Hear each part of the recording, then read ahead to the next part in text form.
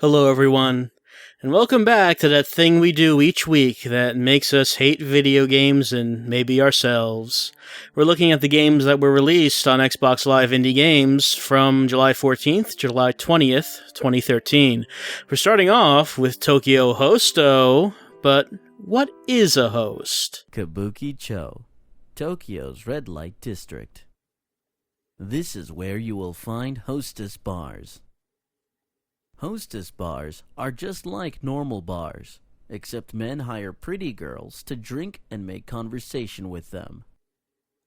This game is about hosts and host bars. Host bars are the opposite of hostess bars. Women hire pretty boys to drink and make conversation with them. Okay, so now we are educated. Now we are steeped in Japanese culture, which means we can now play Tokyo Hosto. Your grades are terrible. No university will take you. Your parents want you to get a job, but you don't like to work. No, parents just don't understand. You have no skills, no education, and no prospects. Things look bleak. What could we possibly do? You're good at, though. Oh, there is one thing we're good at. Hitting on girls. That's fortunate for us, because now that means we can become a Tokyo host. Clean up, suit up, and hit Shibuya. You're going to make it in the world of professional hosting. You've got an interview with the eccentric Toby Lau, and it starts now. Okay, so we've got an interview at Baller Industries to talk with Toby Lau. What's your name? What do you want?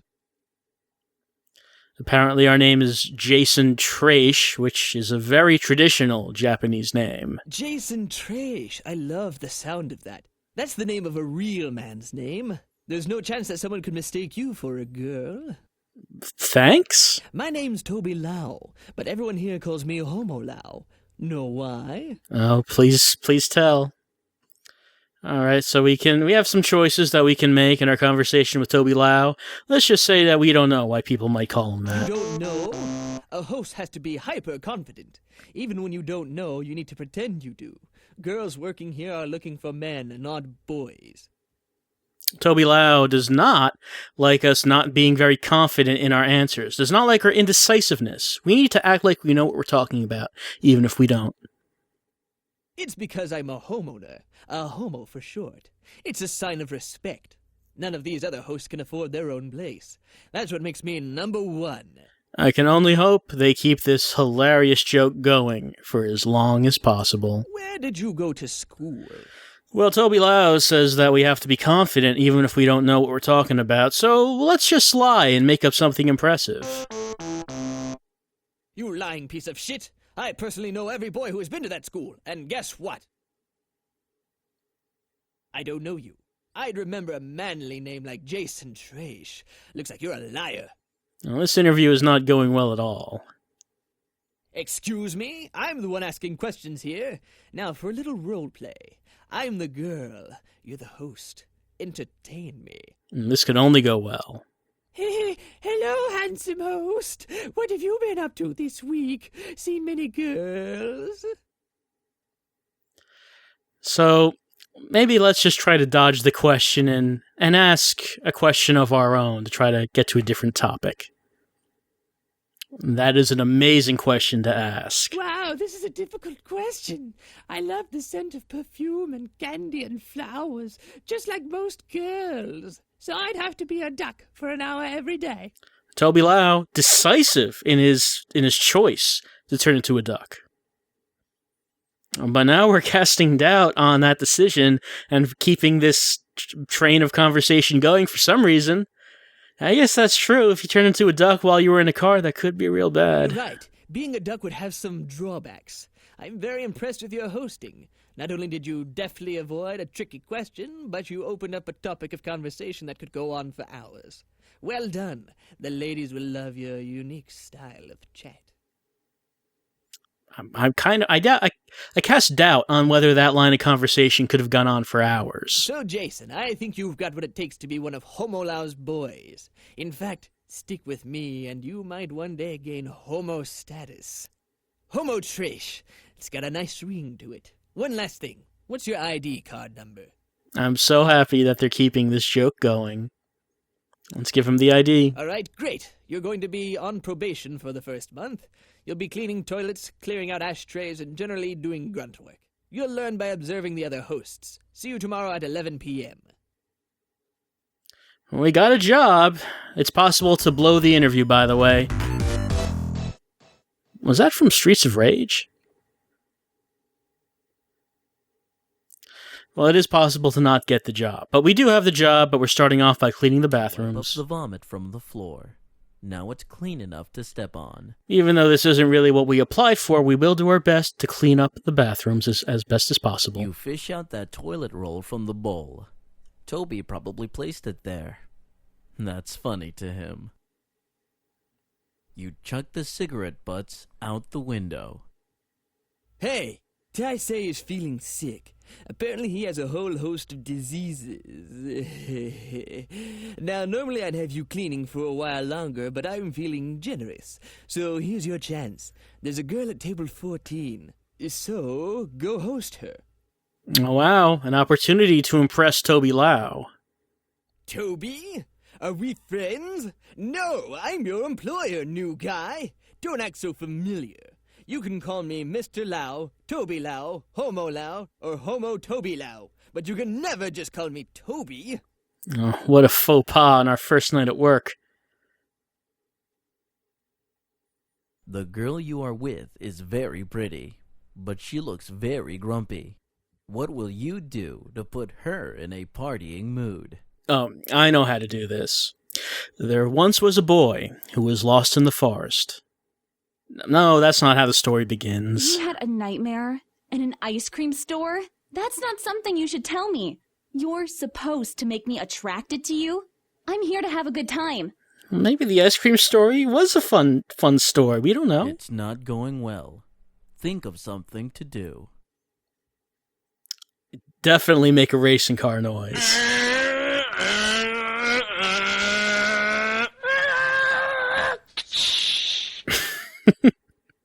We are the best Tokyo host. What the hell was that? Never do that again. This is so awkward that you're making a disembodied voice feel uncomfortable. I thought the car racing noise was a good move. I guess the way it's going, we might as well insult her. Yep, there we go. Okay, so I guess that's an appropriate way to end the demo. That's Tokyo Hosto, which, yeah, that went up this week on Xbox Live Indie Games. It sure did. Next up is Man, I Hate That Indie Game, which is something we've said plenty of times while playing games on XBlig, but now there's a game called that.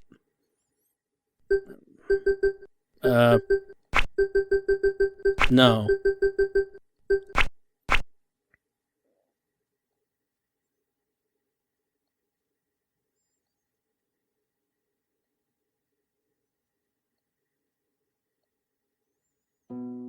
Okay, so Man, I Hate That Indie Game is a visual novel. Better artwork than what we saw with Tokyo Hosto, but what do you suppose this is about? And we have a very likable character already, as we can see. Alright, was this made in the 90s?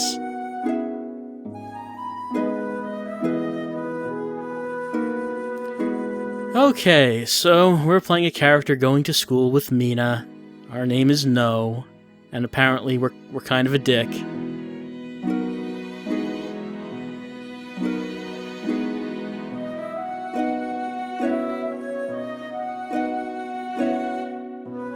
The entire summer in detention? What did we do to get that?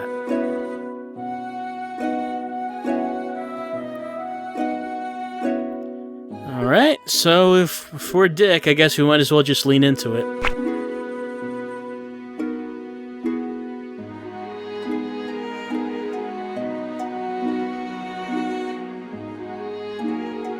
I think we hurt Mina's feelings.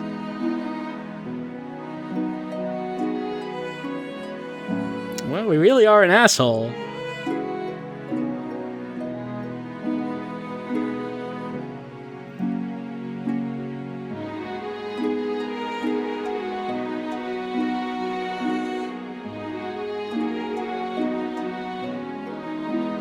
So apparently we used to try to make indie games, but we gave up for some reason. Because now we think indie games suck balls.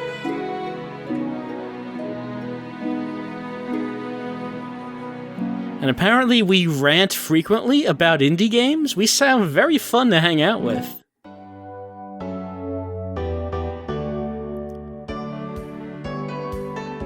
What's wrong with the name Steve? How can you assume someone's name is Steve just by looking at them?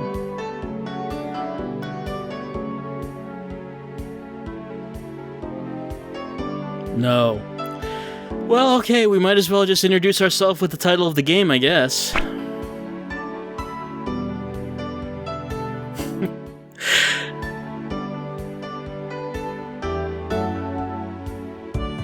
I'm unsure at this point why Mina is friends with us. I can imagine that we probably just break out in the rants like these unprovoked frequently.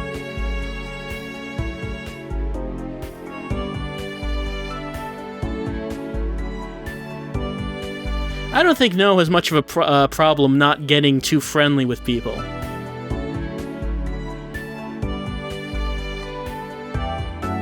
Yeah, that'll happen. So these three had to break off from their existing games club to form the Games Club for Girls.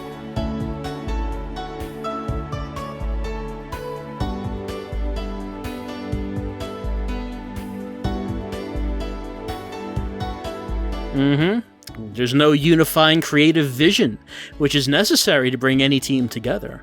You need a strong director.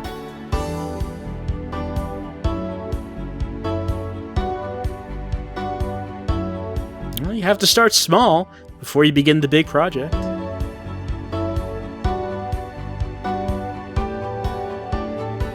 I like how when they have the name No at the end of each sentence, how it's sort of like they are changing their minds in mid-sentence.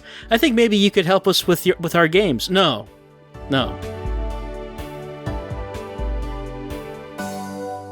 Right, Sophie does not think too much of us, so I guess let's continue to play in character.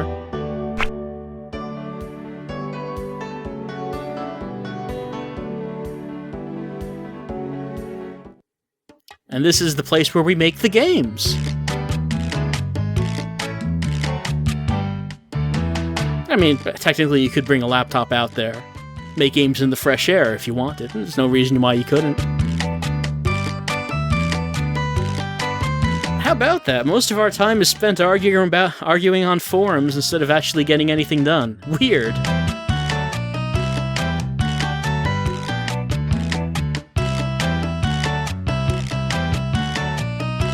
That is true.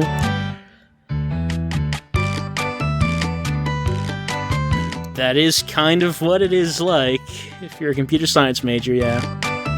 Well, at the beginning anyway. Eventually that kind of thing gets weeded out.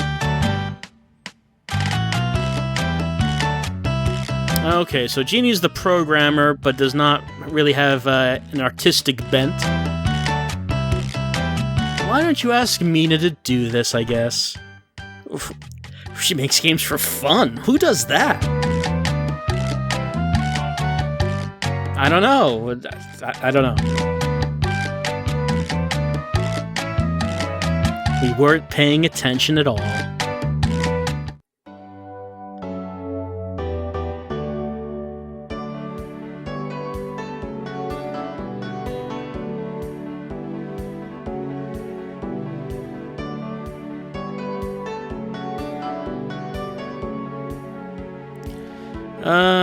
Well, I mean, programming is kind of the core of it, but Jeannie already said that she was good at programming, so maybe if they're going to work in a team eventually, maybe it would be better for her to get into artistic skill, so I guess let's say that.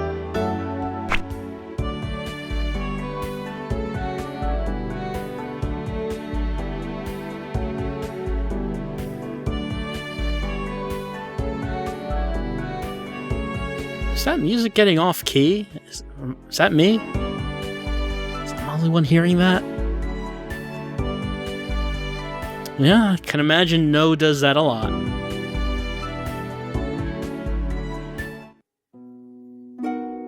Oh, I have to buy the full version to continue this incredibly compelling, interesting game. See if I can help our friends. Are we really friends with them? I don't think No's friends with anyone, really. But help the girls' game dev club make their indie games. We'd have to buy the full game to know if we can do that. Which, of course, we're not going to do, because, man, I hate that indie game. Next up is Dark Quest. Starts off with a very fantasy-looking graphic. A little bit of a story. As we begin, we can accept this mission to fight evil. What else would we be doing? Just looking at this, we can tell we're fighting a lot of evil in a fantasy world. It's quite apparent. With a warrior, a dwarf, and a wizard. Okay, so this is the game. Alright. It's the villain. There's our character. A warrior. Here to kill this villain, this wizard.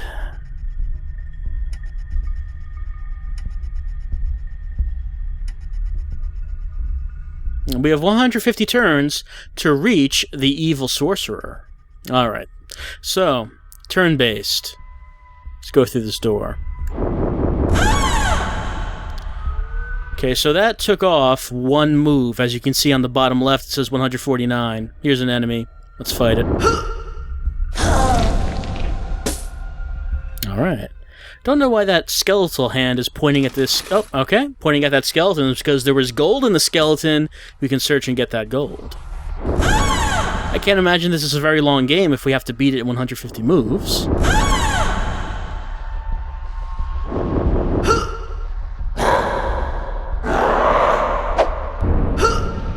We're not able to kill that monster in one turn, but that turned out to be okay. That skeleton had some gold in it. Alright, so you can see what this looks like. Turn-based, slow-paced thing. Graphics are not too bad, even though the character is just sort of an icon. Aside from that, it looks alright. This door is locked. Well, jammed, actually.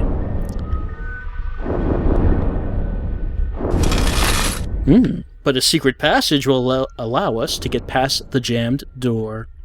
Or rather, the jammed door doesn't matter, because we found that secret passage.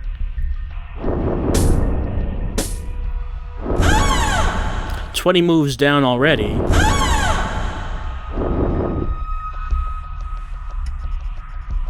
And we meet a party member, a wizard. As we saw on the title screen, there is a warrior, a wizard, and a dwarf. Came to look for Thorin, which is a dwarfish name, if I've ever heard one.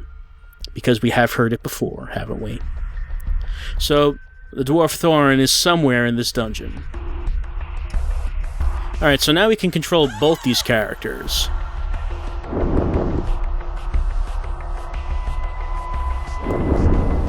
And to complete one turn, both characters have to go. So we're not doubling the amount of turns we're taking here or anything. I found a star? Alright, don't know what that was.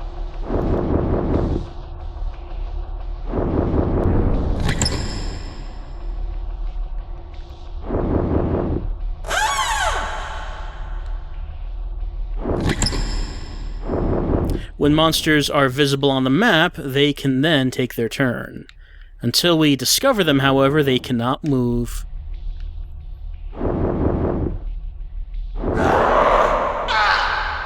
Oh, that did quite a bit of damage.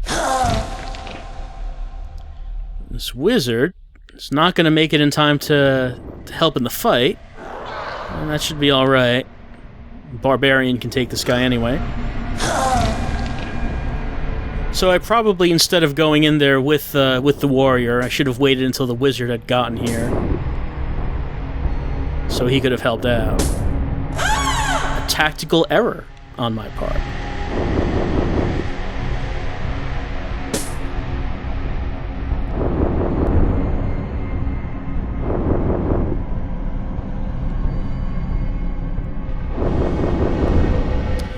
119 turns left. It seems like the rate that we're using up turns is slower now that we have 2 characters, since we have to use both characters before turn is used up. Seems to be what's happening. I don't know, this game seems alright.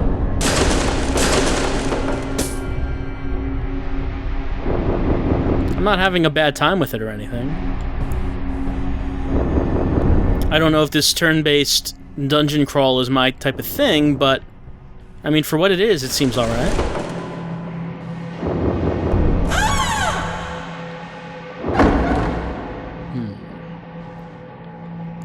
Gonna want this wizard to get over here as fast as we can, because this monster is coming up. Oh, good thing for us, he missed.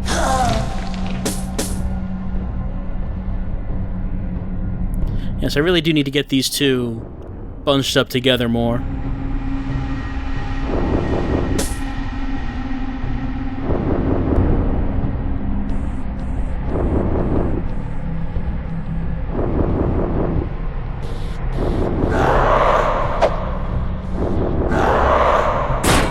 Things not looking too good for the warrior. Fortunately, the wizard is here to help. Oh.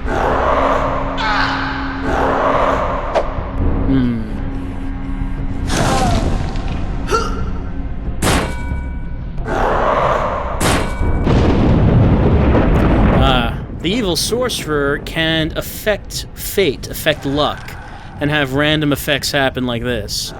So now the warrior... Oh, warrior's dead. That's no good.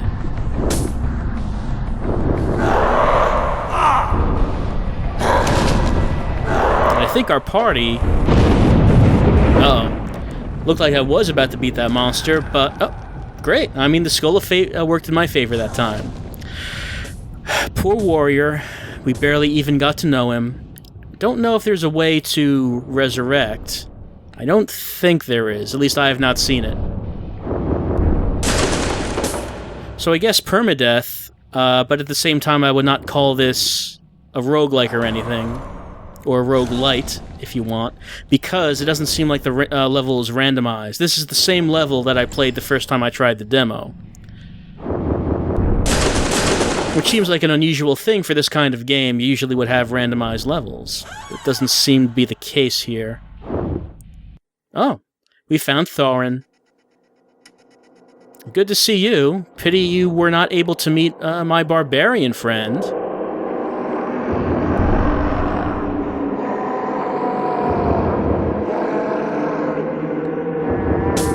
A very dramatic soundtrack right now.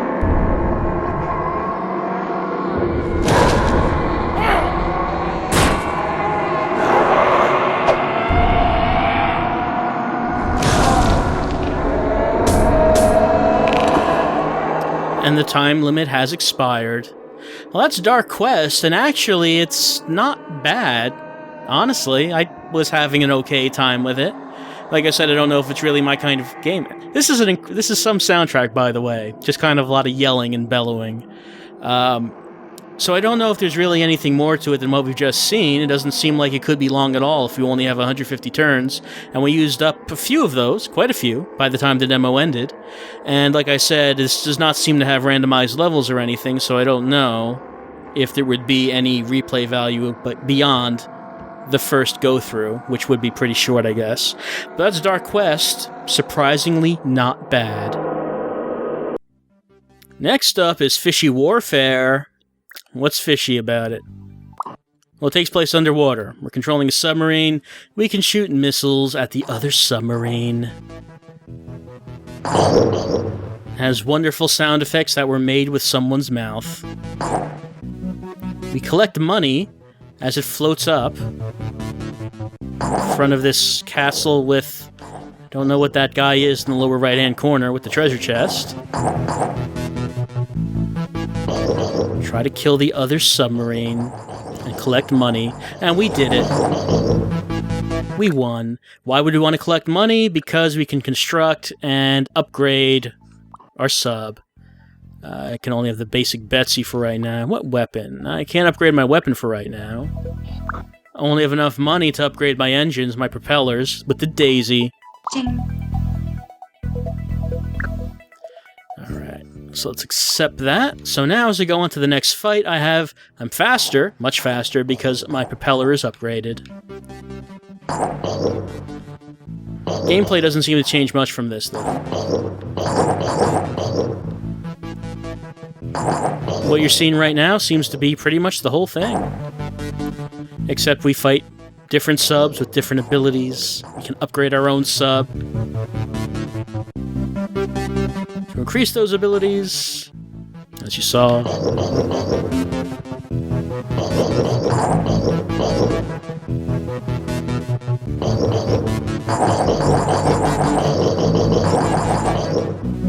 Great, let's construct. What can we do? We have 5,600. Actually, that means we can buy the fast torpedo. Let's buy that. Ching! You know, it's very useful, I would imagine, to have to be able to avoid using sound effects libraries, or making your own, if you have a microphone and can just make those sound effects with your mouth.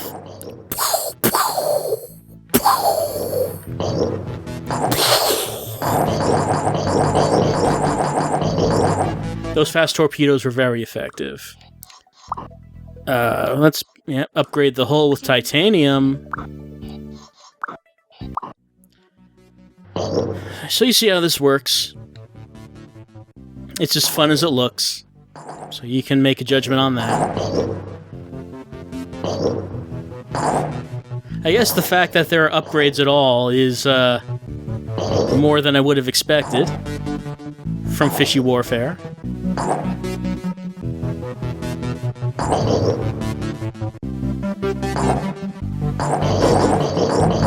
Not sure if there's any kind of online multiplayer. I don't think I saw an option for that. Let's see, 11. Let's see if we can buy a new body. Yeah, I can buy a few. Let's buy the Monocle Manny. There we go. Oh, now we have some kind of boss, I guess, some kind of crab sub. But I'm so upgraded, let's see if we can do it. This crab sub shooting multiple types of missiles at once. And the different music does tell me that this is probably a boss.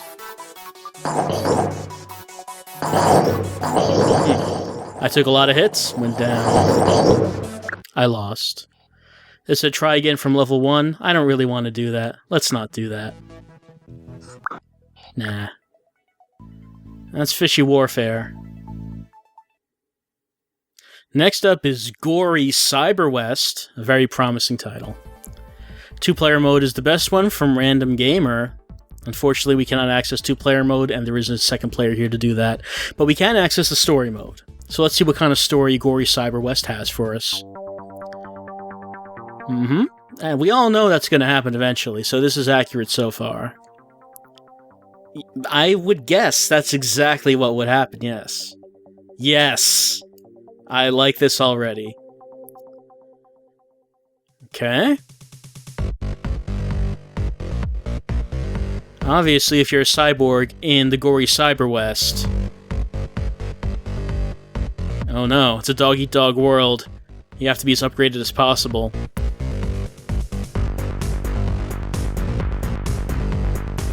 Alright, so the gameplay is basically duels, which we have to see who's the fastest on the draw.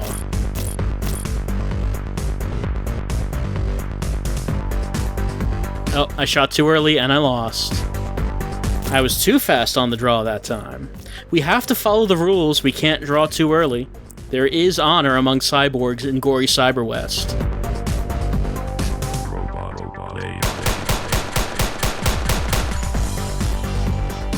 Sure did. That seems to be how the gameplay of the whole thing goes.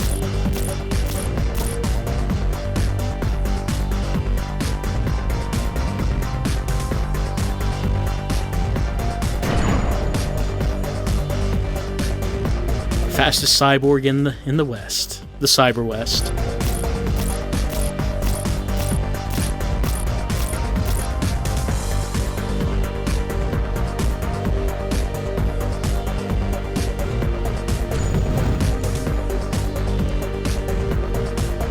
It seems to be the whole thing, really. Maybe we could get a cutscene taking place in that saloon in the back.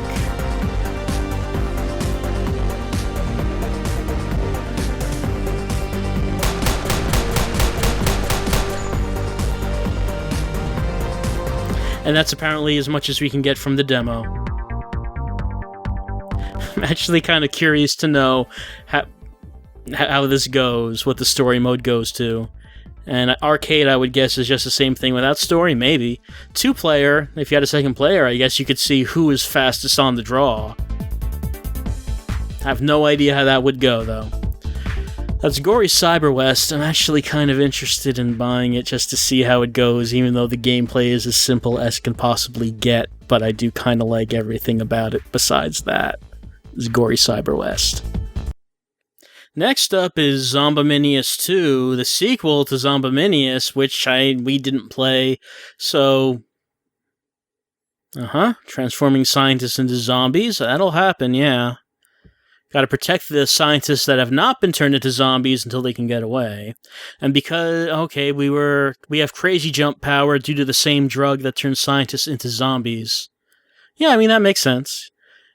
Usually in these cases that you'll have some kind of super drug or radiation, it'll give some people powers, turn other people into zombies.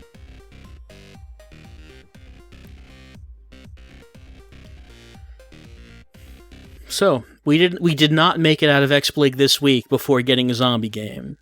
It's been a while since we've gotten one. I kind of wondered where they went. But no, we have one. The Zombominous 2. Zombominous, however you pronounce it. Look at this loading. It'll get there eventually, and then, well, you'll see.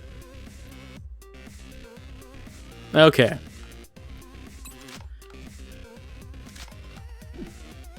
Oh, there we are. The model disappeared right there. That's a scientist we have to protect.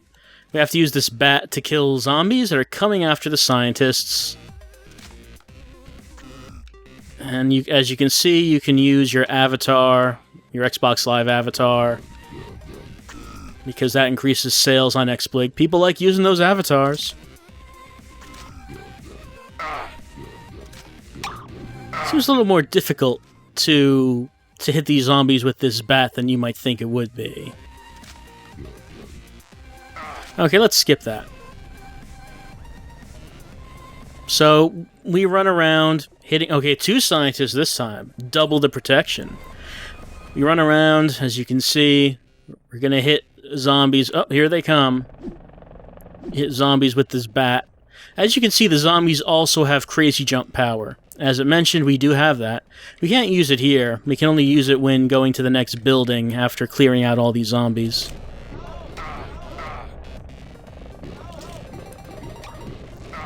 This guy's getting... Oh, there comes a rope. Yep, there he goes. Got out on that helicopter. This is so wonderful. I can't begin to tell you.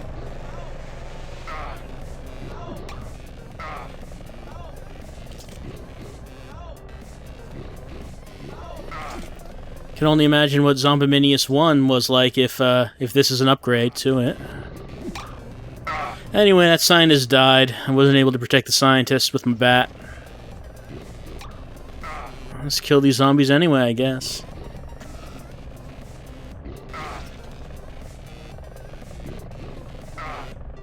So this is as fun as it looks.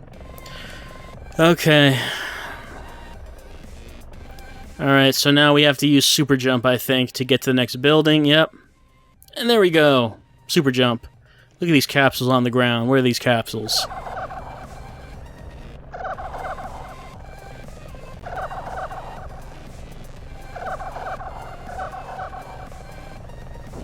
Oh no, they were eggs. And they hatched zombies.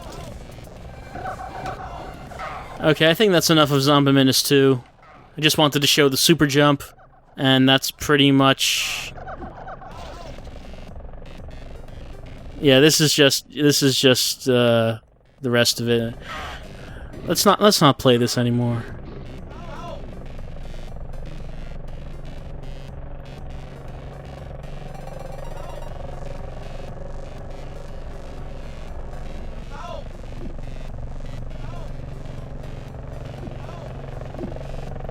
Alright, this is a bit more entertaining than I thought it would be. Alright, that's done. Tennis. Yep, like the voice said, next is Avatar Tennis, coming to us from Milkstone. It's always interesting when a Milkstone game appears on XSplig, as they're the developer who's probably the most technically proficient with XSplig games. They usually have the best graphics and best performance of any XSplig games. Whether or not they're good, well, that's another question. Let's use our avatar to play some tennis against Mr. Smith. Okay, let's go with a random court.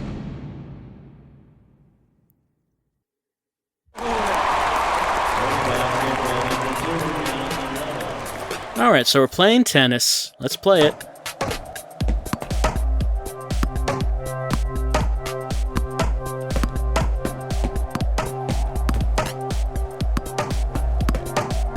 Yep, it's tennis, right? It actually doesn't seem to be a bad tennis game. Love 50.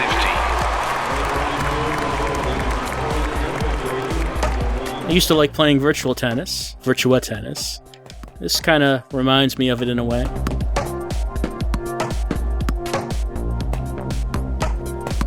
Love 30. There is only one thing, though, that I find kind of odd when I play this, is it seems like no matter what shots I hit, the opponent is heading right to where that ball's gonna go before I hit it. Love 40. I'm also not sure if the direction I'm pressing on the analog stick is actually... Game. I'm not sure if the direction I'm pressing on the analog stick is actually affecting the direction that I'm hitting. 15 love. So maybe there's just something about this that I don't know about.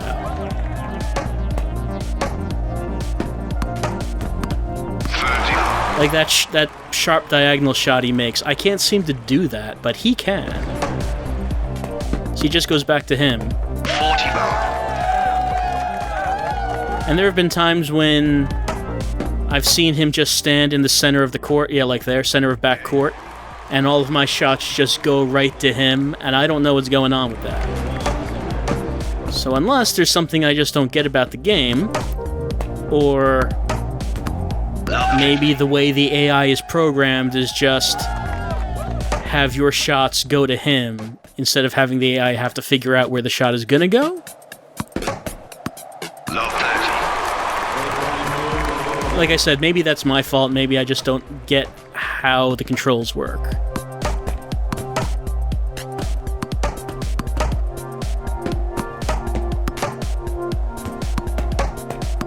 So he's just standing at the center of the back court right there. And all my shots are just going to him.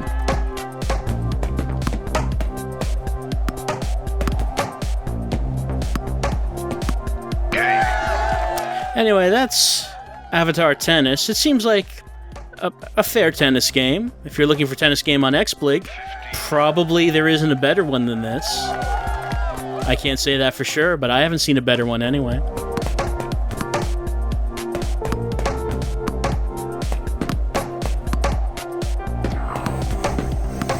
So he's just standing there. All my shots are going to him. Am I doing something wrong?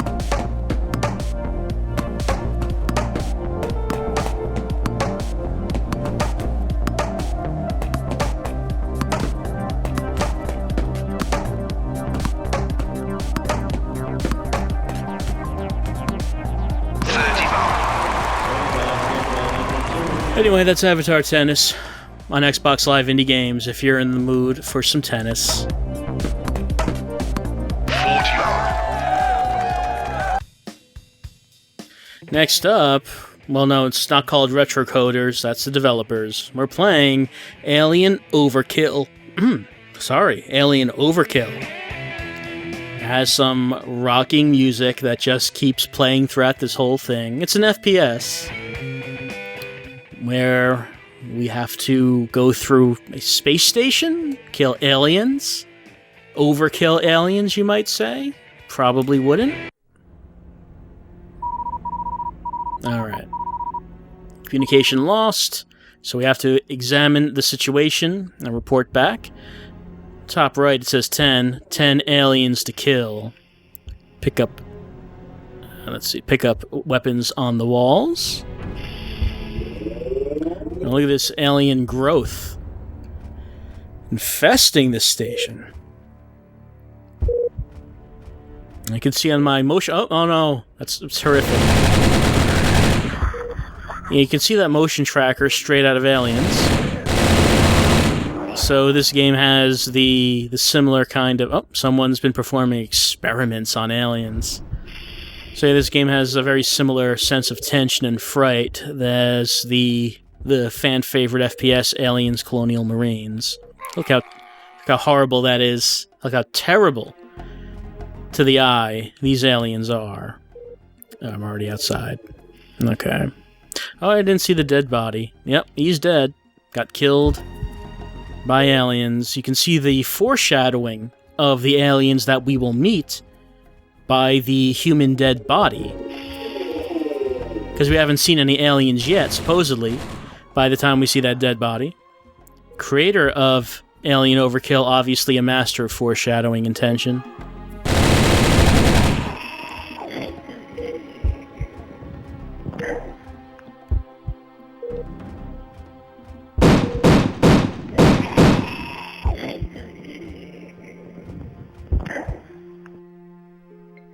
Yeah, I guess it'll always just keep analyzing. It'll never finish analyzing.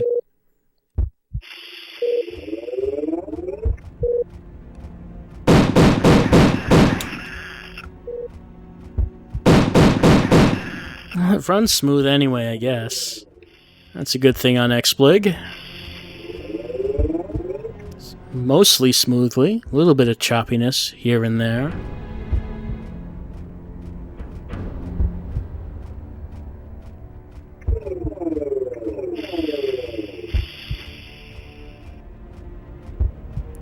So yeah, corridor shooter. Killing aliens. Overkilling aliens. Oh, you hear that scream in the background? That's fright right there. That's scariness. That's the last alien. Stage is cleared now. What happens after we finish it? After clearing out that mining colony of aliens? Well, we lost contact with another station. And, it looks pretty much exactly the same, with the same aliens and gameplay. So, that's Alien Overkill, I guess. Next up is Reflection, a relaxing puzzle game. How does it work? Well, there are two sides of the screen. On the left is us, on the right is our reflection. You can tell by his mustache. I guess he's the evil version of us. The area that we're in is almost exactly the same, except for one difference. In this case, we can see there's a barrel right there. Both of us have to hit these buttons. In this case, however, we cannot both hit them at the same time unless we make use of the difference between our dimensions. Like that. Made use of the fact that the barrel did not exist in our dimension. Okay, here's another one. He can hit the button like that, and I can hit the button like that, but how do we hit the buttons together? How do I manipulate this version of me that exists somewhere else to doing my bidding? Well, if I did that, and see that table in the upper left corner of the other dimension is not in our dimension, so by doing that, I end up getting us to line up where we need to be horizontally, but what about vertically? The reflection needs to be 3 squares above where I am. So how do we do that? Well, I could do something like this. Nah, that's still not quite. He needs to be 1 square above, or I need to be 1 square below.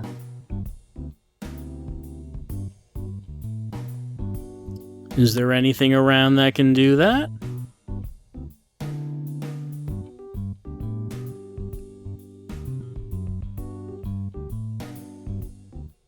Probably. But honestly, I never really liked this kind of puzzle.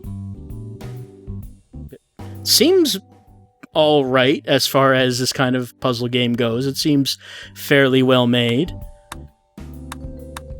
If this is what you're into. Honestly, I don't really feel like playing Reflection, though. That's not a reflection on the game itself, haha. It's just I don't really feel like doing this right now, so it's Reflection. Play it if you want. It seems okay. It doesn't seem bad. It seems like it's a fairly well-made game on XSplig in comparison to some other stuff we've seen, so that's Reflection. And lastly, for this week on Xbox Live Indie Games, there's Avatar Physics running. What is it? It's QWOP. You made QWOP for XSplig. Bravo.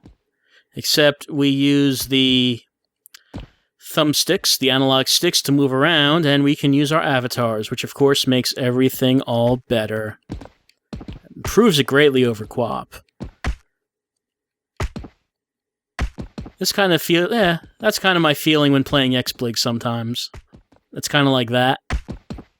Metaphorically. Not literally, but that's kind of what it looks like in my mind. So yeah, you remember QWOP.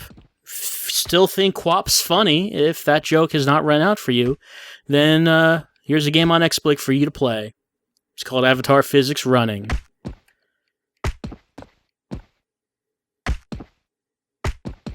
So that's it for the games released on Xbox Live Indie Games from July the 14th, July the 20th, 2013. More games than there's been in the last couple of weeks, 10 games in total.